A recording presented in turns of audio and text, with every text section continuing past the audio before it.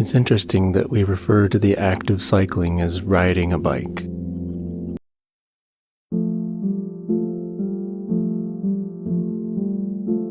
To me, this term seems to imply a lack of control, when in many ways riding a bike feels like the most in control of a thing that I can be. I understand that there are always external factors like the wind or the road surface that can have profound impacts on the quality of the ride, but as far as my personal agency goes, I can't think of a better example of my actions and inputs being translated into immediate mechanical outcomes. Learning to ride a bicycle involves irreversibly developing a sense of the gyroscopic forces at play and harnessing them to achieve balance.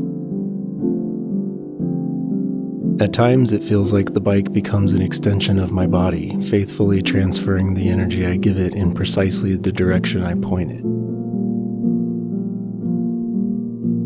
In contrast, something like riding a horse places the rider in a much more contested situation with an animal that's ultimately the one in control.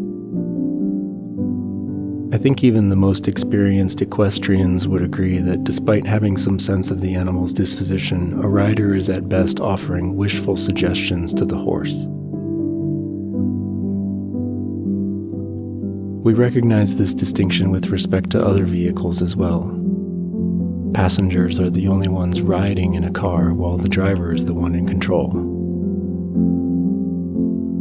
But while the term driver seems to convey a greater degree of control, there are clearly far more systems between the driver's inputs and the mechanical interface to the road that power and influence how the vehicle operates. So what do we call someone who is directly powering and influencing the operation of a bicycle in concert with the natural forces governing their unified body, if not a rider? All of this is semantic, of course, but it points to an interesting philosophical question.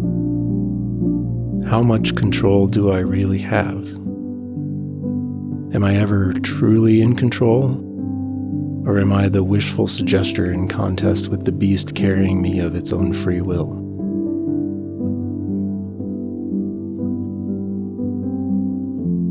I keep a spreadsheet of my ride logs organized by year.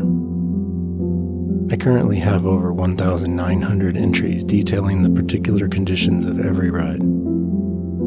Each year I start a new tab in the spreadsheet, and for a moment it feels like I can almost see the data that will populate the rows of that new tab, as if it's obscured just behind a veil of blankness. Of course, I can imagine the sorts of entries I'll make throughout the year, but I won't truly know until I've completed it. The possibilities seem to be endless in this state. The roads I've yet to travel far outnumber the ones I have, weaving potentially innumerable paths that no amount of lifetimes can traverse. But week by week, the rows collapse into a singular, unchanging representation of the year. And no matter how spontaneous or scheduled those rides end up being, no matter how many new tabs may come, there's only one way it will all play out. There was only ever one way it would.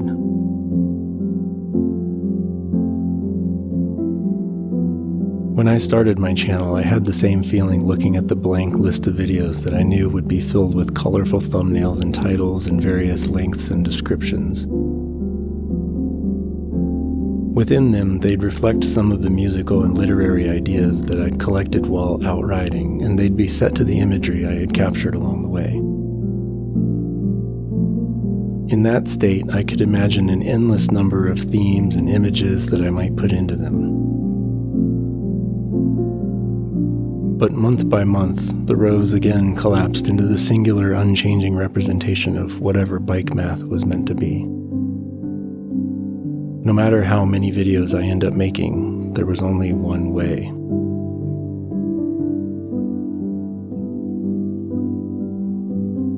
More and more, it feels like we're all anomalous minds trapped in the progression of time, carried along on its slow causal wave and unable to see what's just beyond its event horizon. Indeed, cycling, like creativity, feels more like an act of exploration, witnessing events as patterns latent in reality rather than a synthesis of something truly novel. It often seems the path is laid out in advance, like a seed sown in time, full of all the minutiae of what's to become, but invisible and unknowable until it has been. Much of what I talk about on this channel stems from ideas that intrusively occurred to me while out on a ride, leaving me to pull off and frantically jot down a line or hum a melody into a voice note before I inevitably forget. In that sense, I'm very much not in control of what I'm responsible for creating here. Am I the author or the reader in this? Are we appointed a role in the story playing out before us, or are we somehow directing it? But as with most dichotomies, I find myself drawn to the third possibility. What if it's neither?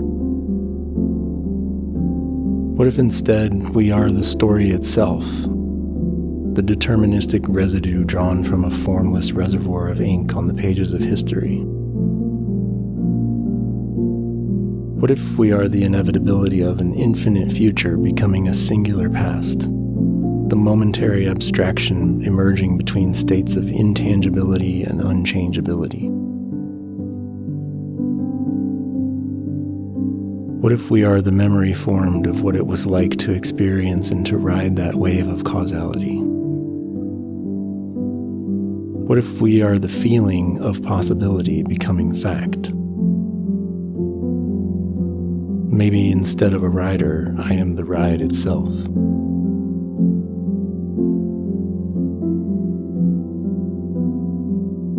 So where does this go from here? The roads continue beyond my reach. The structure of time extends indefinitely. The veil of blankness stretches endlessly across the months and years ahead, keeping its infinite secrets just out of view. One entry in those rows might represent my greatest achievement. One turn might lead down a path I'll never return from. One journey, one entry, one vision, one word will be my last. One by one by one, the unknowable will become unchangeable. Only forever will tell how it went.